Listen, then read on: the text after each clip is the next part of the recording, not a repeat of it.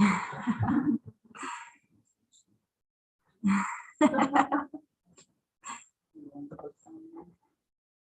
set.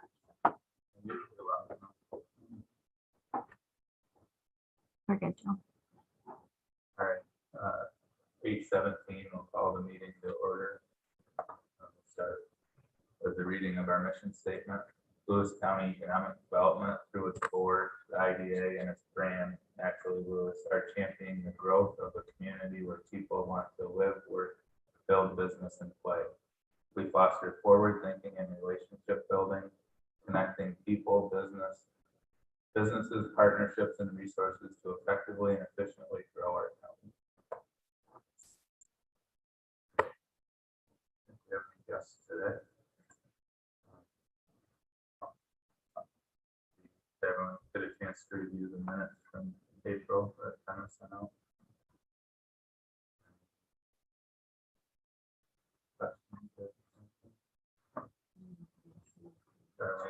Motion to approve a second. MC, any discussion? All in favor? Financial report, sent out to the finance committee last week. Yeah, finance committee. Do you guys have any comments on it? Yeah. Looked okay to Pretty me. straightforward, just high level on profit and loss. This income was up a bit. Two hand in hand payments hit in 1 month. Down on March 2020 column. We had to redistribute some flat rock wind pilot monies, so you see those still coming through the pilot monies faster, and so they have the last check here for the second signature on from Joe today. Those will finally filter back out. And you see on the contract revenue line, that $200,400. That's the county money plus a little bit more from LCDC for admin. And there's nothing in the budget line there that was actually budgeted to deposit in February, but that's doing that for March, because that just takes a while to get to us from the county. Revenues and fees, we invoice the Hotel Roasters pilot. They're closing the portal pilot since Lighting Portal is through there. See that filtering through as well. There's a lot of contract expenses there. It's not that expected. Questions on that? Move to the balance sheet. Normal first couple months of the year, or the fluctuation, checking and savings, accounts receivable, and other current assets, the pilots filtering through. So that's to be expected and normal. The only other note I wanted to make note of is the accounts payable line, the liabilities. We just had a month carry over there, so not that that's a huge number, but it's so we call that out. You see, I did want to make a note on fixed assets as well, going back up a little bit. Our fixed assets are the community of property, the hand-in-hand mortgage, and I guess other asset is money we've invested in the Commerce Park in the past, that's still on our books. So as we look to transition hand-in-hand mortgage to a banking institution, you see that stuff come down. We don't really have a ton of fixed and other assets, it's mostly cash at this point. Very liquid. So that and the finance committee got our list of expenditures. Any questions on that?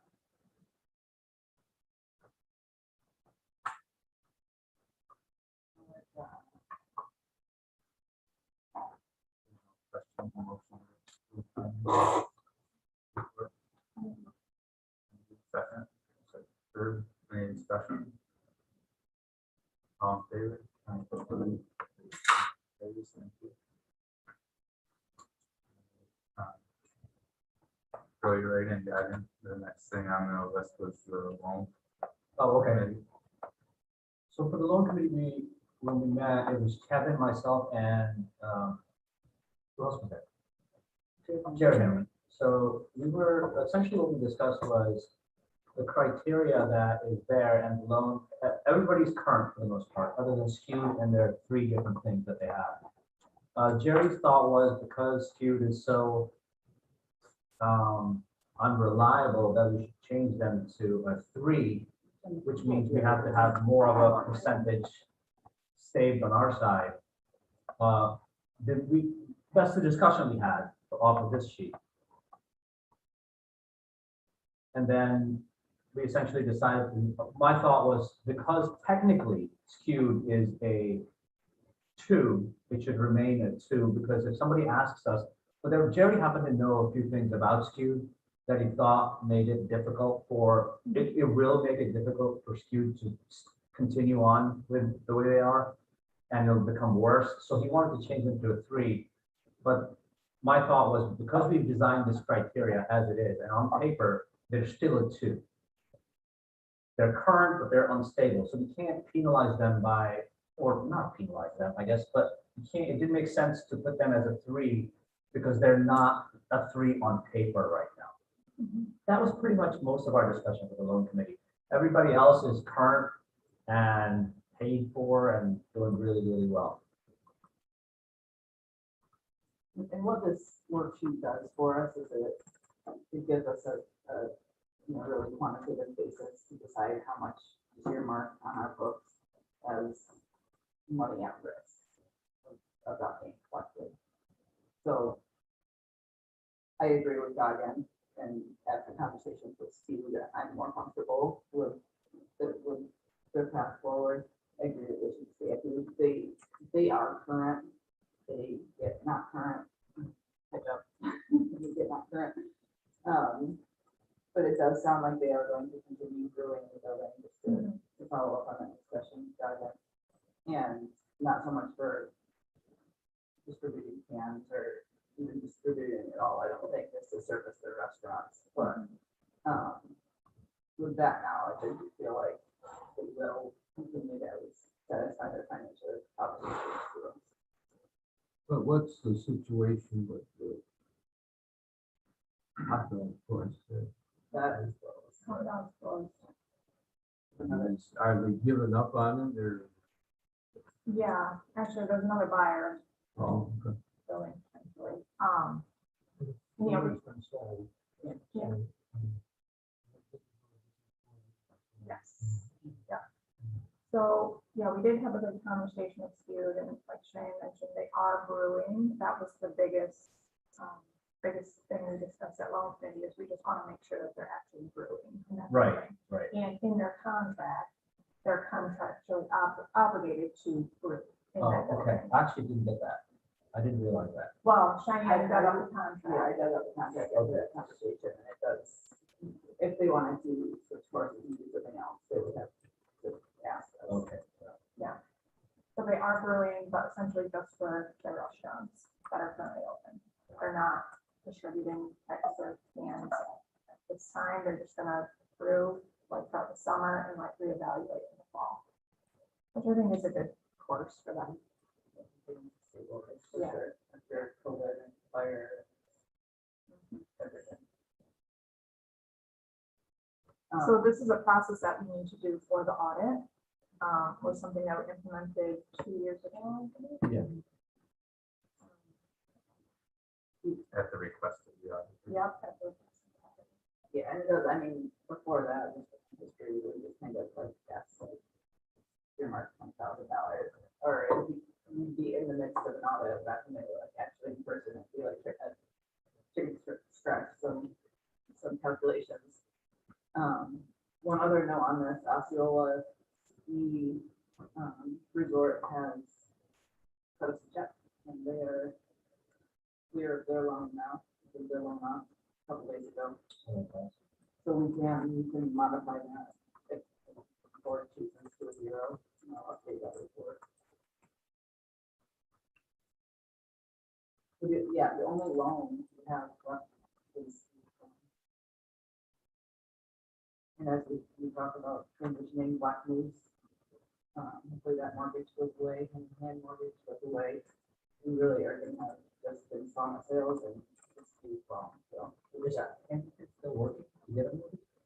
Yeah, they just finally got a closing date for. Oh, okay. next week. Oh, that's awesome. Yeah, so that one will be done by the end of the fiscal year, which is awesome. Black Moose. Yeah.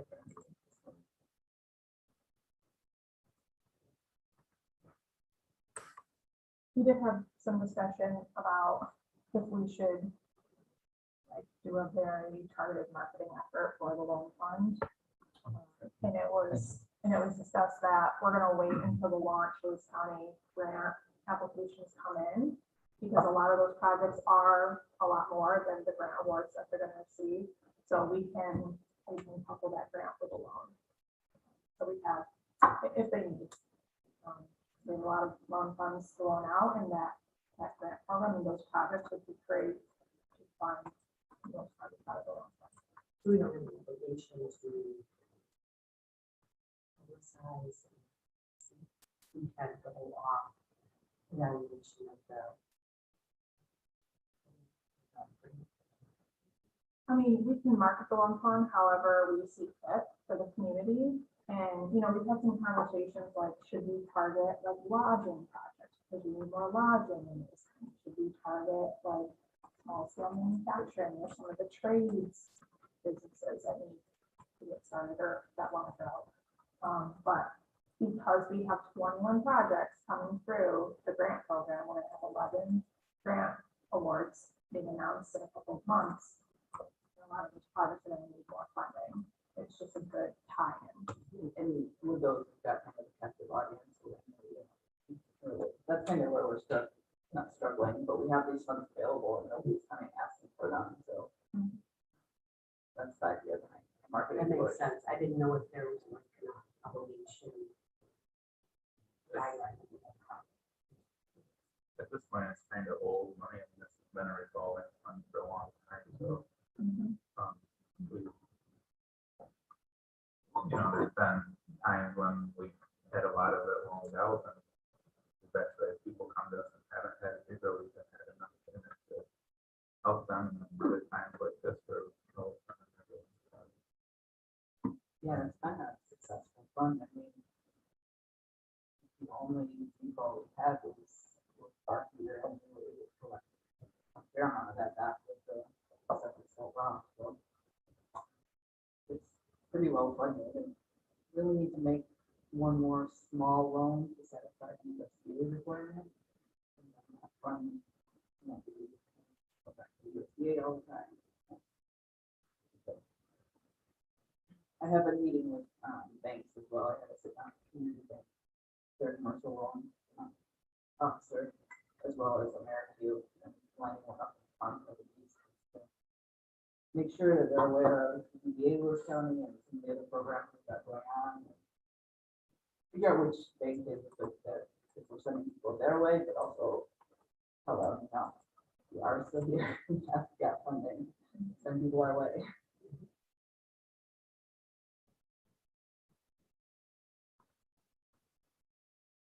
I think we need more.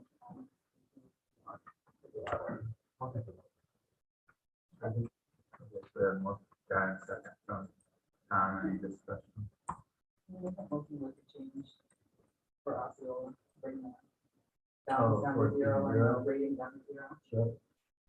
So motion was an update to reflect the change in Osceola that they paid off the loan. Motion from Guy and second from Tom.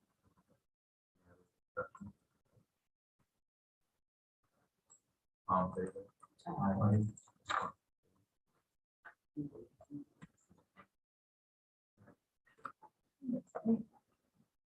That moves ahead.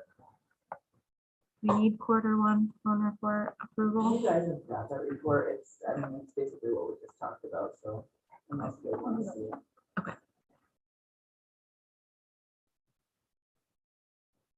don't have an attachment for that one, so. Black Moose.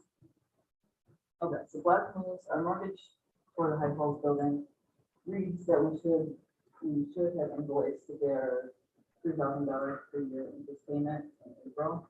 And I held off because we're in discussion to sell that building, to get paid back. And then also then in May of 2022 is when the principal payments start monthly. So given that they're in negotiations to sell the property and hopefully pay us back, we were looking for a motion from IDA saying, you know, we're going to defer those interest payments for 3 months and let them kind of hopefully get that sorted out and write us a check for $100,000 instead of. It's for this board's discussion, but I think it's all along without. That sale moving along, so it looks like it's gonna happen. It is, the LCDC is working through some purchase agreement questions, but it's moving forward. We have a draft purchase agreement. We have draft conditions. for the purchase agreement. That's only half of the property. That's the way it's gonna come down. The building plus the little, with the rest of the land. You know how many acres is left? I would assume 4 or 5. But really, the property is so many levels that really the only marketable part of the rest of the property is that upper level. So The that's, survey is really going to determine how we come down that hill to the river. I'm pretty And familiar with that negotiate piece that, of land. that easement right away, down to. Then we'll know.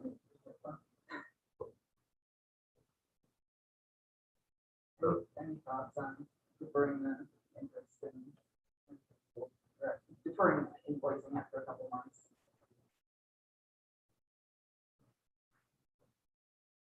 You want a motion on I'd like to know. that? Okay.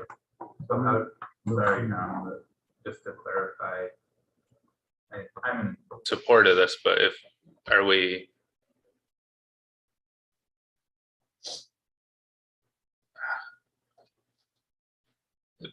just, if we're not really just deferring invoicing, right, we're deferring, because if we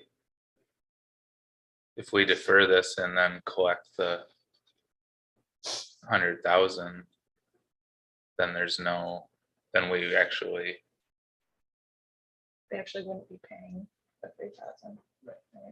I just want to make sure it's worded. Right.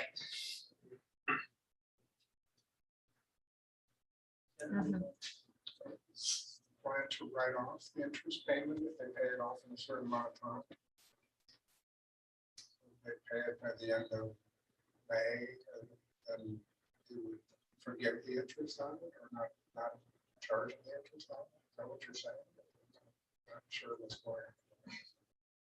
Deferring it means you're sort of kicking the can down the road. Well, that's why I was, They're gonna have to, when they pay it off, they gotta pay the interest as well. Right, and I don't think that's the intent, but I think we be careful how we word it.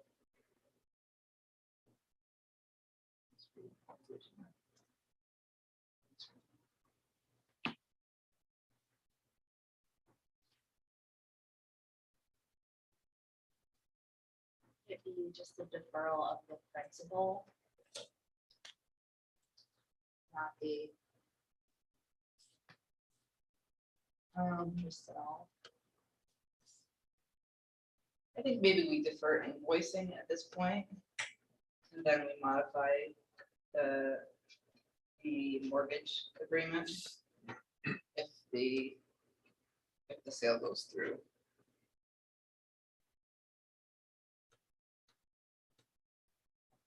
I think, Because that gives us the 3 months time of, we're not gonna invoice it. If the sale falls through, then we collect on. What they were obligated with. Yeah. oh, So for today, if we did a deferral with no penalty, Right. then we can see how this progresses and Yeah, I think that's the best course right now. How long are we for? I would say 90 days, 3 months.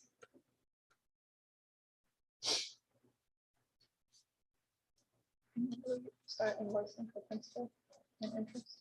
It would be this month. So we defer all invoicing for 3 months. And then at the end of those 3 months, we'll have to get something in the minutes that says, you know, accept their payment in full or.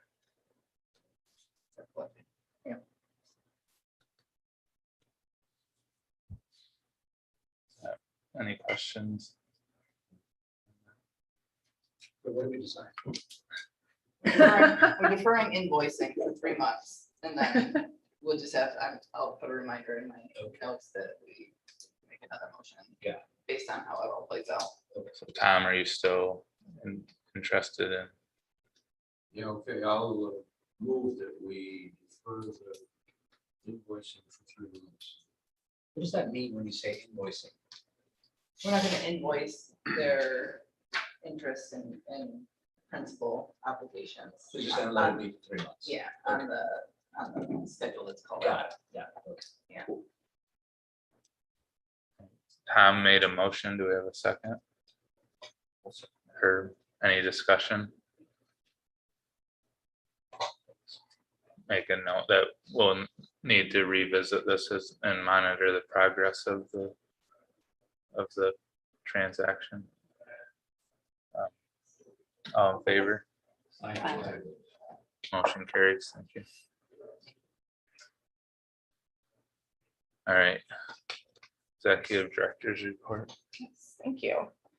Number of updates for you guys from the month of April. I just want to give an update first on our 501c3 restructuring conversation. If you can recall, back in early April, we held our ad hoc committee meeting to discuss just making sure that we want to move forward. One of the biggest concerns from the chamber was the membership piece. So making sure that businesses that are members of this organization are still represented and they're still getting something for being a member.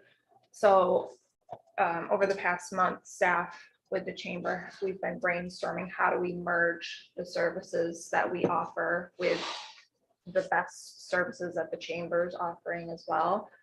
So we've come up with a very draft concept of what that member investor network looks like.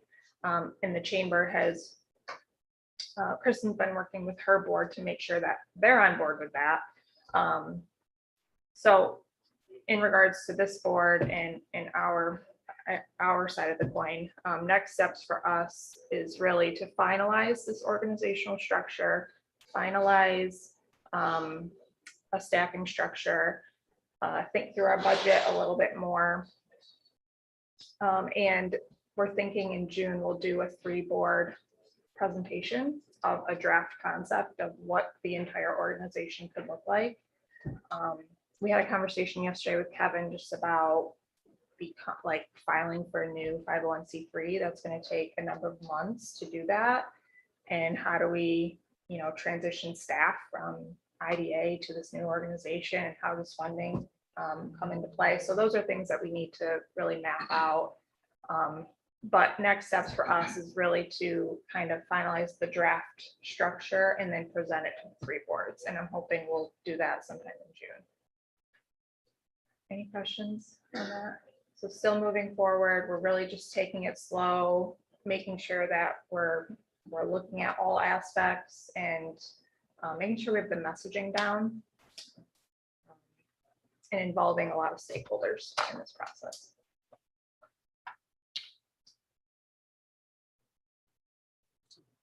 She said that. Will that be part of our monthly meeting, you think, or will that be a separate meeting where all the boards will gather, I think it's gonna have to be a separate meeting. where we all gather Yeah. for the presentation? together? Yep. Yeah, Okay. no, I was just trying to think about what that would look I like. know, it's another meeting, but No, but Yeah. there's value in having all stakeholders at the same, Yeah. here at the same. And I would like to have someone from Mohawk Valley Edge attend that meeting, because that's really the organization that we've been modeling this after. So I think we can get someone up here for that, to just get their perspective on the benefits. Think a little catering from PB&J. Yeah, oh yeah, Just saying. we'll have food. Yeah, Supporting local businesses. yeah, exactly. A number of updates on property projects. We'll get to the Commerce Park, but the vacant property revitalization program, happy to announce that the Board of Legislators approved funding for that program to the LCDC. But instead of 2 million, they approved 1 million. The other million, the county is gonna use towards a larger property remediation project. So if there's a specific vacant property that has a lot of environmental concerns, sure, we can all think of one or two. They're gonna put that funding towards that, but we have 1 million to put towards downtown vacant buildings that to incentivize building owners to make them into useful spaces. So we need to work with the county on the contract for that, and really start to nail down some of the process and program guidelines. That's exciting. I don't know if you've seen in our emails or the news, word of mouth, the Dank is selling their Harrisville recycling property. It used to be the HDK property, Harrisville Dry Kiln. The IDA owned that for a short time and then sold it to Dank. They did some feasibility studies on the project, and it really just isn't feasible for Dank at this time. So they have put out an RFP and are looking for creative proposals. I think the deadline is at the end of May for all of these proposals, and it's very much a similar process to what we did with the Lionsdale property. So they're really looking for the best reuse of the property, and price isn't necessarily the most important part of that. So we've been sharing that RFP with some businesses that we're working with. So we'll see how that goes. Community Economic Development Fund with the LCDC. We've been working with a committee to get the program guidelines nailed down for that program. Again, these are funds that are coming from a host community agreement through Number 3 Wind. We're looking at approximately 150,000 per year that we will grant out through this fund. And in the future, we're going to be looking towards other host community agreements with other renewable energy projects and just general donations of funds.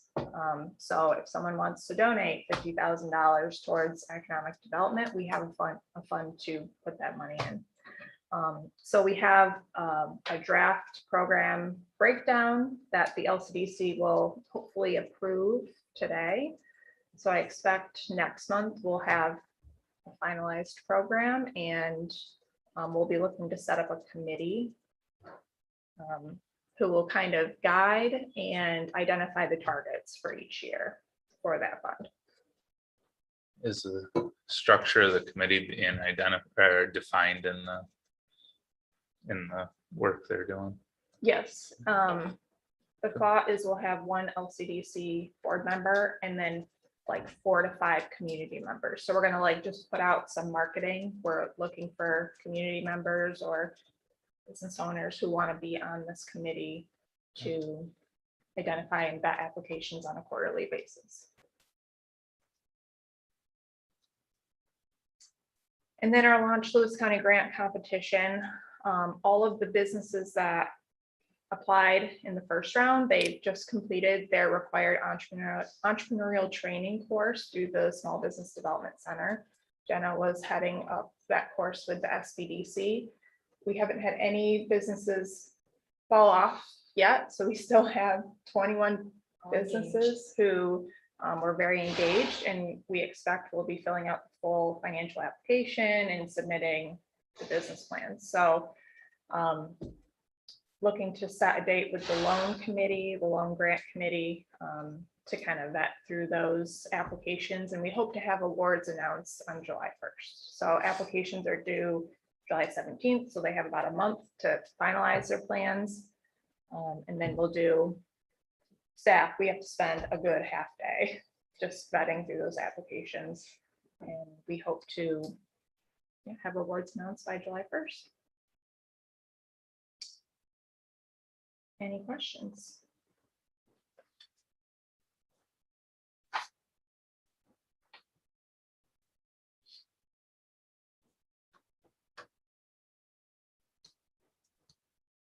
Guess not. Thank you.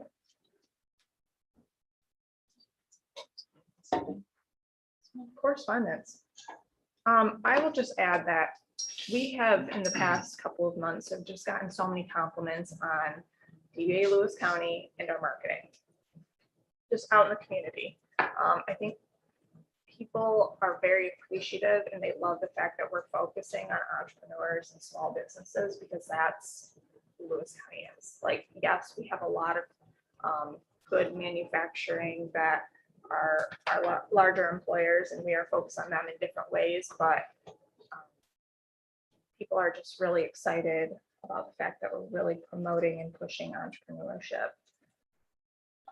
And then of course our marketing, you know, Jenna does an amazing job, and like I mentioned last month, Kaylee has really taken on a lot of our marketing and she's learning a ton.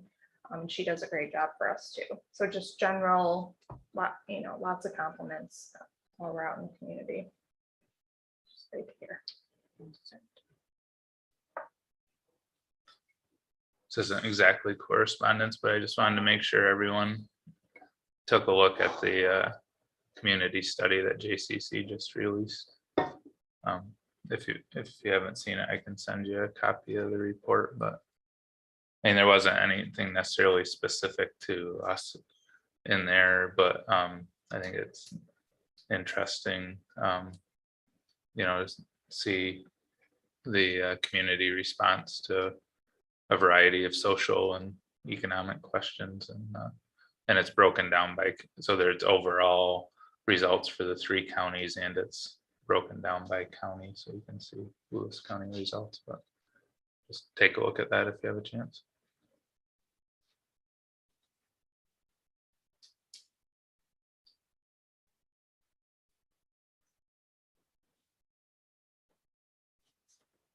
So we're just gonna have Jenna go through just some successes of the program. It's been officially launched since December and we're starting to see just some cool things happening from the program. Let's go ahead. Jen. Yeah, so just kind of want to walk you through a few businesses that have worked with us and the ones that have seen some real results. Sterling Roots was one of the first businesses that came to us, and she has been in business for more than 5 years, but she was really in a transition period where she wanted to do more things with her family, but also still grow her business and travel. So it was a unique situation where she actually took the lead and took some leadership training with Christy and Stacano. She really focused in on her marketing.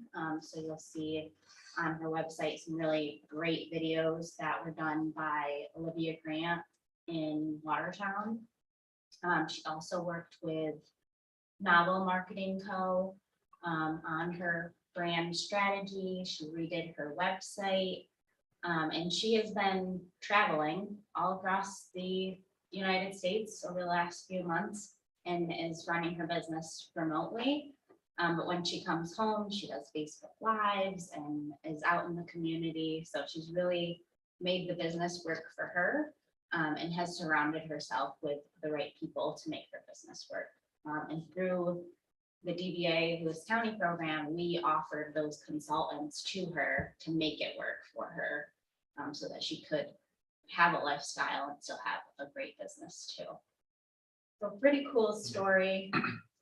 Encourage you to follow her on Instagram and Facebook if you guys are on social media. She's making some really amazing things and doing some really cool things with her marketing as well. Website was really nice too. On the flip side, so that was an existing business. This is a brand new business, completely e-commerce. And if you haven't looked at this yet, it's really cool. It's a greeting card subscription service. So if you are a busy person and you remember you have a birthday party to go to this weekend, what this service does is it gets you organized, so you can put in all of your events for the month or quarter, and she ships the cards to your door. Which is really cool. And how we helped her was we connected her with a photographer. So the pictures that you see on the website are done by Eric Adsit, who also does our photos. She also worked with Novel Marketing to do some of her branding as well. Let's see some local people you might know on here. Heidi Abbey, I don't know her. She worked with some models up in Saranac Lake to get some diversity in her photos too. She is designing most of her cards herself, but we've also connected her with Rachel Gruner, who is a local graphic designer, to do some of the design for her in the future. Because with her subscription service, you can never get the same card twice. So if people continue to with her service, she's going to have a huge library of cards. And she's been planning this business for a couple of years now. And the website was a huge build out because of all of the, what I'm looking for. It's a smart website. So it basically knows that you're not going to get the same card twice. It knows when your mom's birthday is, when their anniversary is. If you have a sister that's also doing the subscription service, your mom can't get the same card as your sister is sending her. So a lot of thought went into it, and it's pretty cool to be involved in. I think it's going to really take off on the e-commerce site. I signed up for it and it's pretty amazing. It's like $24 and I got 6 cards in the mail. And when I went in and I made my profile, and you create VIPs, and those are like, all right, dad's birthday, mom's birthday, Father's Day is coming up, so is Mother's Day. Oh, I have a graduation party this summer. And it comes in a package with her brand on it, her logo. All of the envelopes have her logo pressed in the envelope, just like a Hallmark envelope does. All the cards on the back have her logo. I mean, it's a legit professional service, and she's in Lewis County doing this. $24 a month.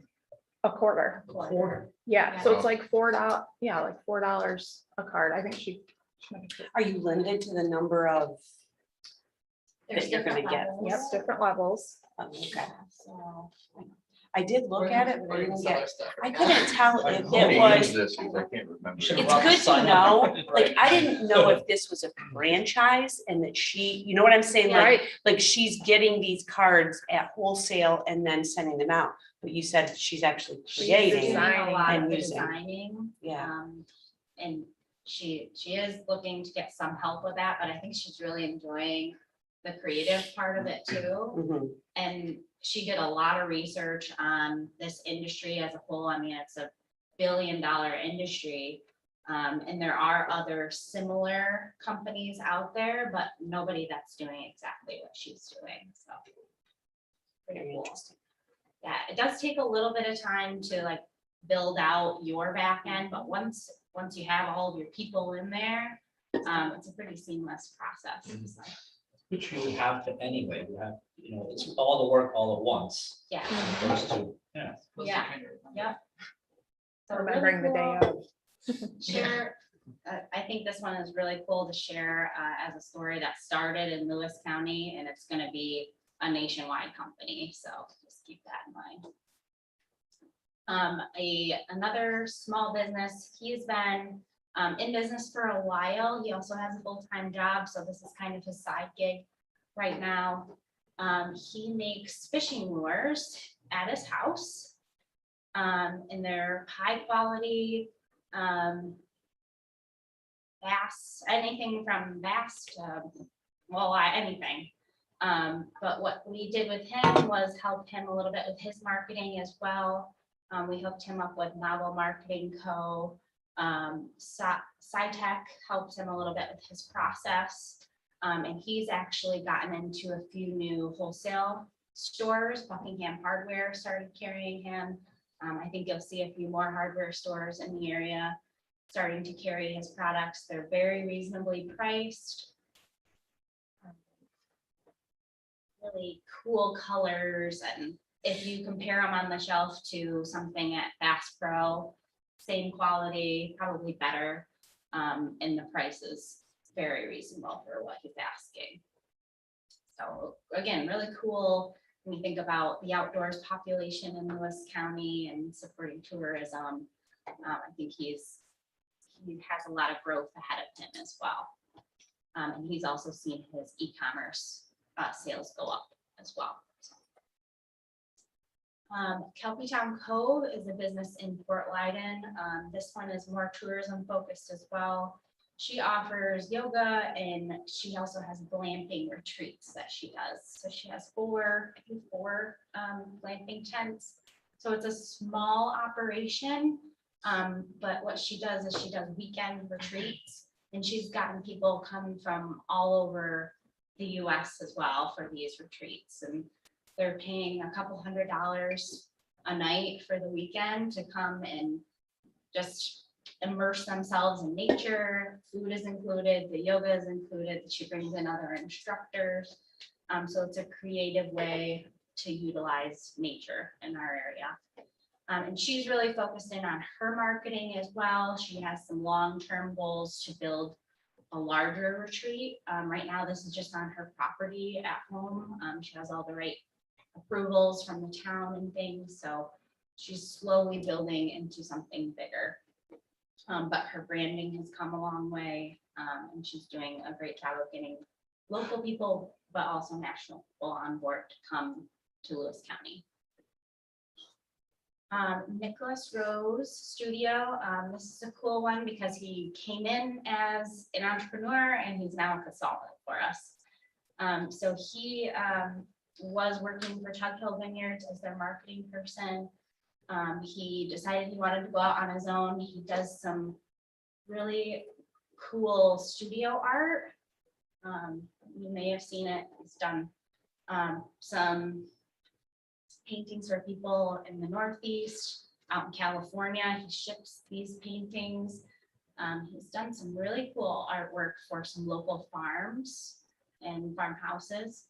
But when we just sat down and talked to him, he didn't have a great idea that marketing was such a need for some local businesses. He really does have a knack for it. So what he did was, with his studio art, he also added a whole spot for marketing services on his website. And you may or may not have noticed that Tug Hill Artisan Roasters has stepped up their game with marketing, and that is largely in part to the partnership with Nick. We are continuing to send people his way. He is a little bit different than some of our other consultants, where he's really looking to do more of the day-to-day stuff, social media marketing, which is a lot of people just don't want to do. So I think he's really going to grow in that aspect too. He did the whole rebrand for Tug Hill Vineyards and turned it to Tug Hill Estate. And when he left Tug Hill, it was like, we need to talk to him, because I thought he was just going to move out of the area. And so we brought him in, and yeah, like Jenna said, he had no idea that marketing was such a need, and he didn't think that he would be taking his business in that direction. But We kind of convinced yeah, him we to. told him he needs to, because of his success with the Tug Hill rebrand. So is he still here then? Yeah. Oh, yeah, so Yeah. I thought he was moving to like Rochester or something. You know, he's here. Still here. And he just won an award for one of his paintings in the Adirondacks region, and he's been doing a lot of work with, I think he also has done some work with Double Play as well, so he's doing some really cool things for different organizations. And Blackwell Bookkeeping, you guys probably heard a ton about her from me.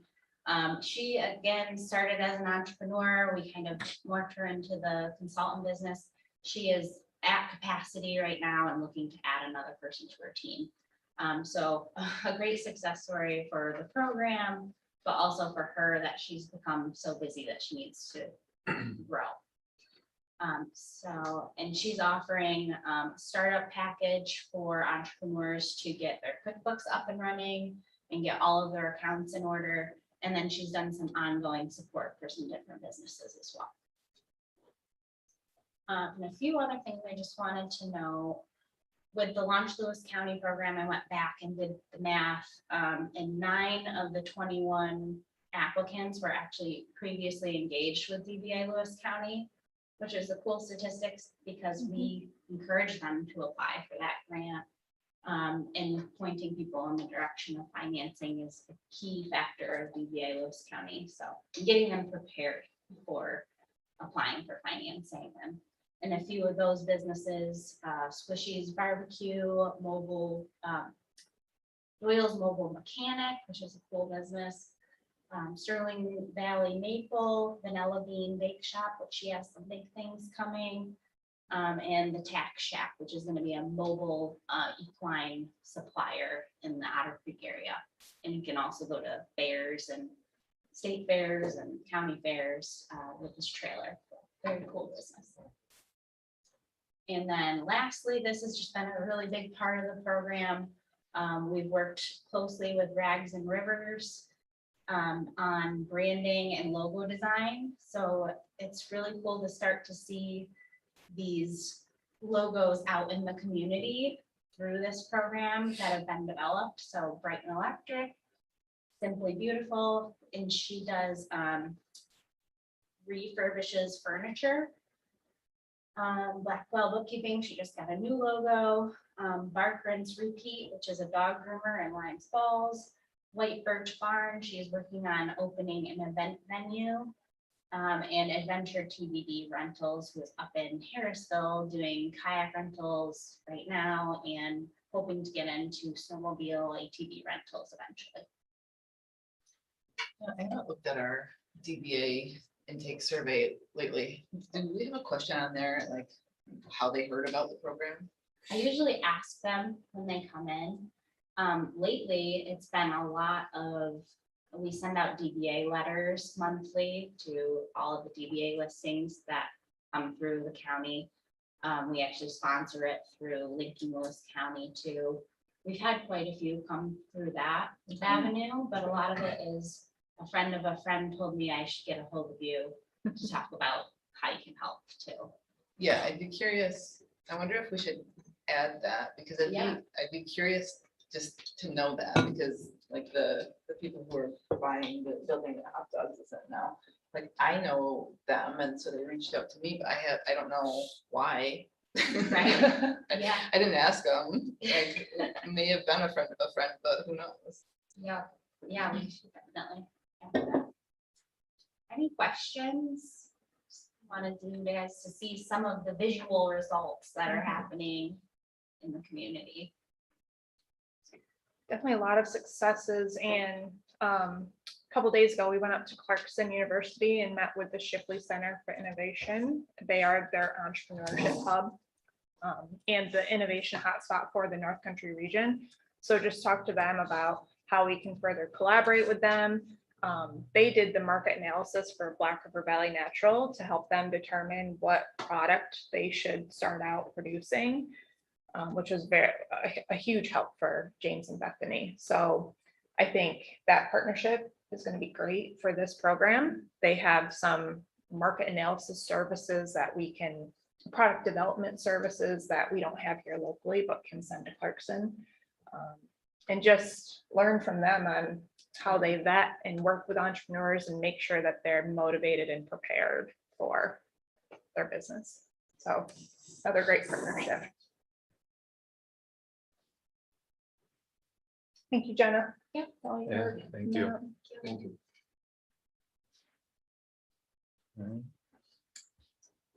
So we sent information, I think last week about our economic development conference that we're hosting. Oh, sorry, I skipped over Commerce Park. My bad. We'll go back there. Commerce Park update. All right, so we continue conversations with a lot of stakeholders to just keep moving this project forward. We have an appraiser coming on May 11th, confirmed with Al,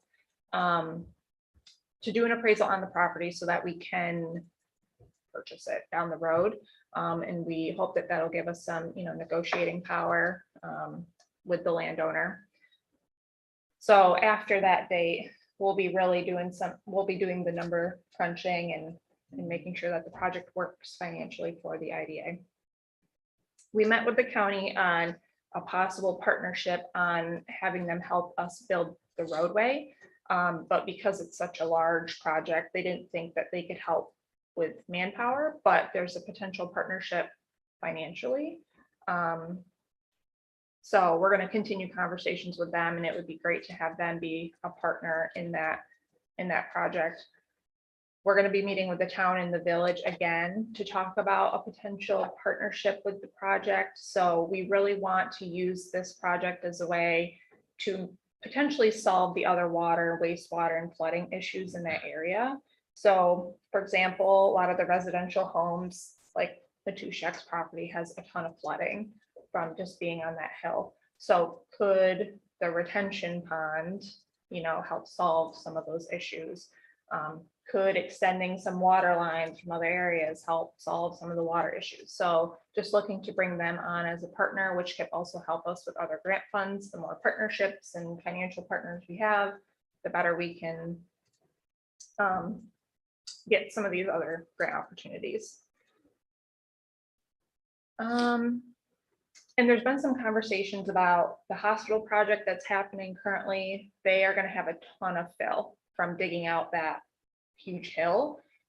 So we've talked to Al about potentially storing some of the fill, maybe like leasing a small space for the summer on his land.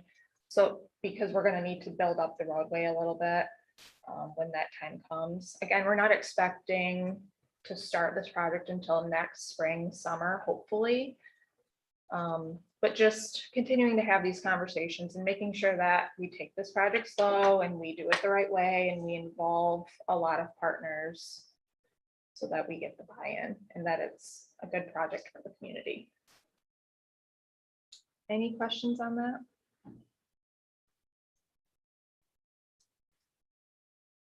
This is all within, presumably within the timeline that the businesses are.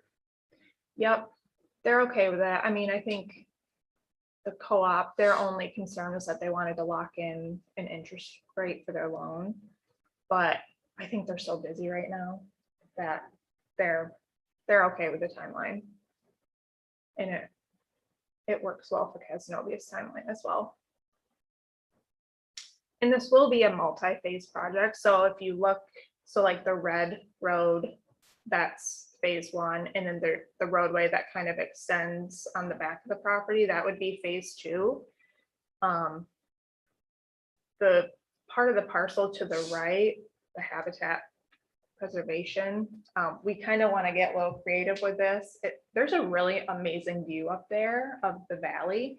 So like, can we put some parking spots and create some trails through that area, maybe connect it to the fairgrounds or connect it to the rail line if the county ever develops the rails to trail project.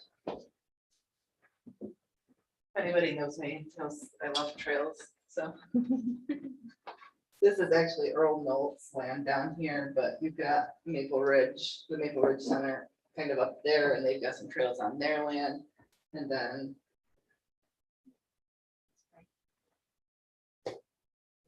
this corner down here, which kind of slopes off, and there's a dip right there where that potential wetland is. Down here, the Ag Society owns it. This is the fairgrounds.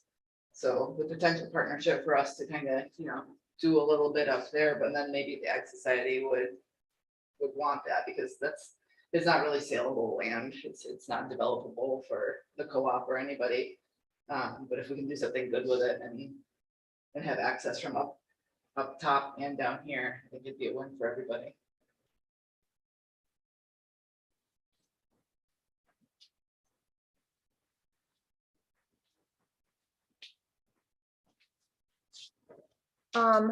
the weather's getting nicer, so maybe after our June meeting, we can plan to walk the property with you guys, if you want to just see.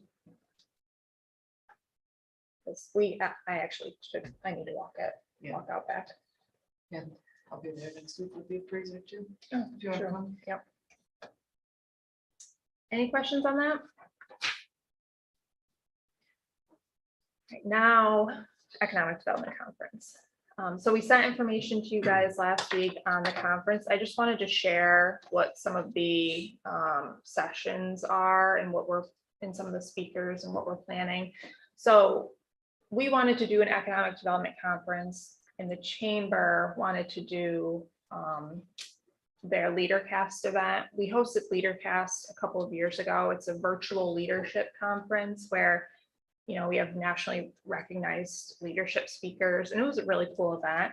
Because of COVID, it's been pushed off for 2 years, but we still need to recoup some of those funds, and we have a couple months to do it. So we just decided to merge the two events essentially. So it's going to be a mix between leadership speakers and local panels. This is our developing agenda and tentative schedule. Some of the local sessions, I'll just read through the list of the topics. Rural entrepreneurship, small supporting small, workforce development of the future, retention benefits, apprenticeships and internships, Lewis Life, the rural movement, the regional approach, drum country and beyond, scaling up, embracing local tools to grow your business, and marketing your Lewis County business. So we have, they're all panels. So we're bringing in probably about 3 to 4 speakers per panel with a moderator. And the intent is that we'll have 2 sessions going on at a time. You can choose which one you want to attend. And then we'll have a couple of keynote speakers. Christy Anderson-Nakano is our morning keynote. And then we're going to have Ryan Silva from the New York State Economic Development Council as our lunch keynote speaker. So it's just going to be a great event, learning about Lewis County initiatives, hearing from some great speakers and some good networking opportunities. So again, we'd love to have all of you there if you can attend. And sponsorships. If you have an organization that's willing to sponsor this event, we are looking for more sponsors as well. Yes, Mike did mention. Thank you. We're confirming speakers right now, and they're the bulk of registration. So we are pushing out this week some individuals that we think should be a part of it. So if you know anybody that should be there, please send them the link. Kind of slow registration, but I think a lot of people wait till the last minute too. So When does registration close? June 15th. Oh. We did extend the early bird registration for another 2 weeks. It was really meant to be a driver for registration anyway. We're covering our costs with that as the $100. So it's really just a marketing strategy. I was gonna ask about that because I like it, the details, like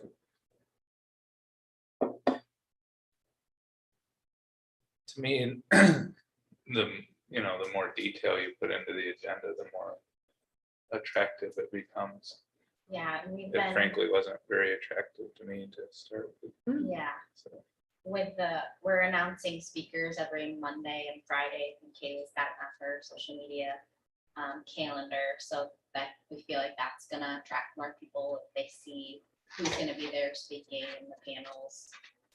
But we'll update this with all of the topics too. One question I got at work, and I'm sure that others are thinking too, is if it's directed directly to Lewis County businesses, because obviously I work in Jefferson County, so they're like, well, I don't know if it would be relevant to us, which I'm sure it is, but I think it would be. I mean, we actually have speakers that are not from Lewis County. I think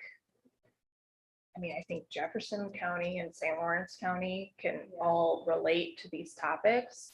I mean, we are focusing it on some Lewis County successes. Again, the leadership development stuff, that is for anyone. I'm just wondering if there's a way to word it so it's Lewis County and surrounding areas or. Yeah. Yeah. And, I mean, Consider that before. any, any, the North Country is rural, right? So. Yeah. Right. Right. Yeah. Yeah, we can Good idea. definitely reword that. Thank you for feedback. Do you think it, like Lewis County Economic Development Conference, do you think that? Oh, I think turns- that's fine. And this Okay. is just, I mean, I'm from Lewis County, so I thought it would be beneficial regardless, but this is like my boss is thinking like, oh, it says Lewis County. If you scroll down, I think one of the descriptions says it was like for the list of, that's what it say. Maybe, I don't know, I feel like there was something that it said something about for Lewis County businesses. So I think that was the part that was confusing, I guess, but. Has this been shared with other agencies in Jefferson, St. Lawrence, Oneida? I mean, I shared it with the economic development agencies. I'd love to have them to come, but I don't know. Like, we don't go to the Watertown. They do one But too. their chamber, the Watertown Chamber is actually doing like a virtual thing this week. Actually, they do a little bit different. I think they do like a couple hours a day. The chamber just sent out information on it yesterday, so that would have gone to anyone who subscribed to the chamber's emails, which would be. Yep. Surrounding areas, so that might help too. Yeah, and we implemented a discount for chamber members, another 10% discount, right? 10% Yeah, I don't discount. know if that was included in the email yesterday, but. So we sent out. Yeah. Because I know we're a chamber member, even though we're in Jefferson County, so I'm sure there are Right, multiple other businesses not in this county. Yep. So we've got, you know. yep. Thanks for the feedback.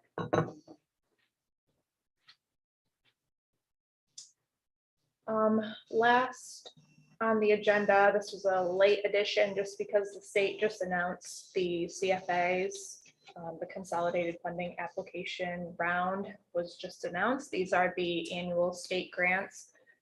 Grant season is upon us. We actually just submitted a letter of interest to apply for the Northern Border Regional Commission grant for the business park infrastructure. They accepted our letter, so we're able to apply for that grant. We will submit a CFA for the business park as well.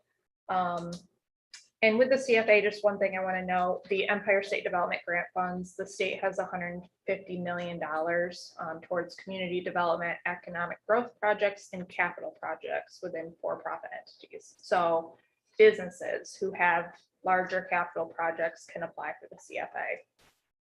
I'll send some more specific information to you guys, but just if, when you're out in the community and you're talking to businesses or people, even municipalities that have some infrastructure projects, they can apply through this program.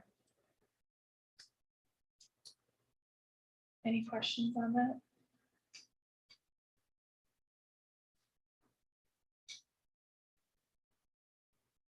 All right.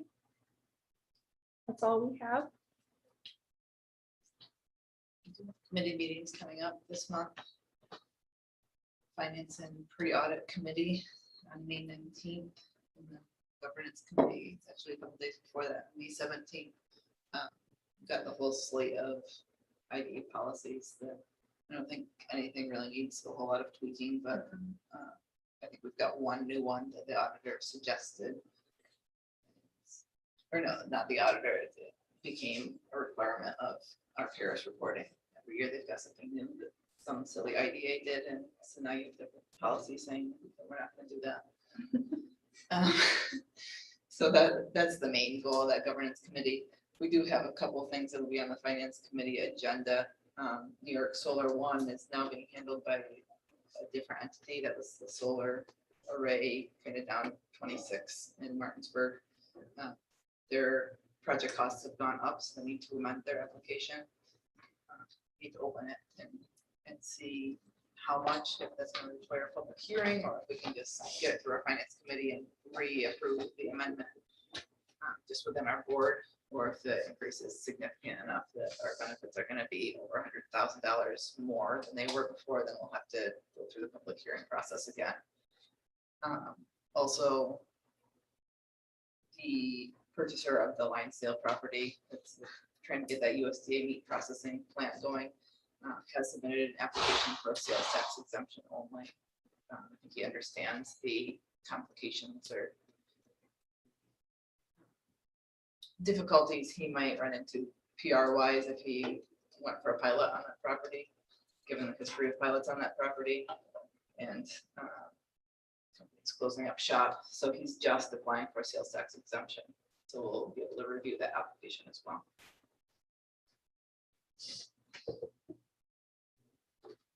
Thank you for the follow-up on the solar law. That was Yes. very, Good news. very good news. Mhm.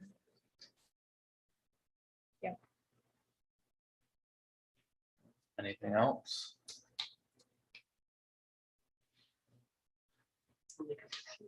Motion to adjourn by Darlene, second, Goggin, all in favor? Meeting adjourned. Thank you, everyone.